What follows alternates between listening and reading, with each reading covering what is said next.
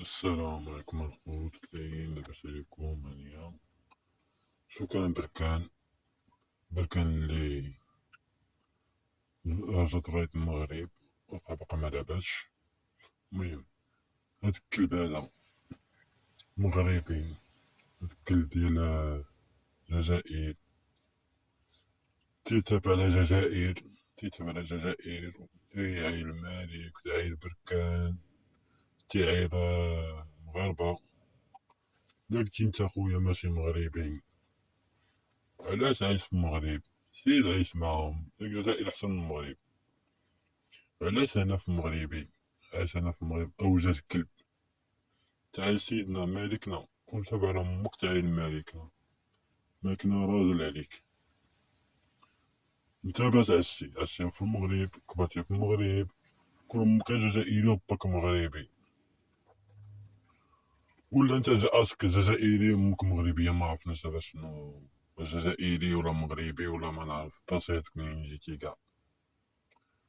تتعين المغرب والصحراء ماشي مغربيه، بزاف عليك الصحراء ماشي مغربيه، الصحراء مغربيه. وعاش الملك محمد السادس الله يخلي لنا ملكنا.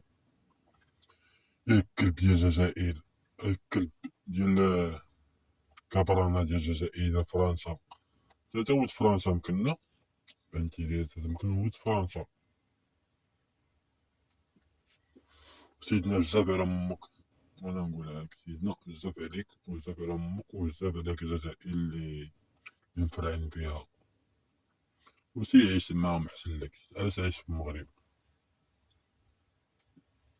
بلادنا احسن بلاد هي المغرب، تبارك الله على سيدنا.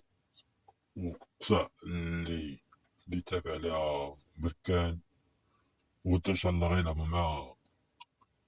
مع ماماك، تلعبوا مع ماماك توني اللي فيه راية المغرب، وفيه خريطة ديال المغرب من طنجة حتى القويرة. أنا تعلمك غد داخلة، وصحراء مغربية قديمة مغربية.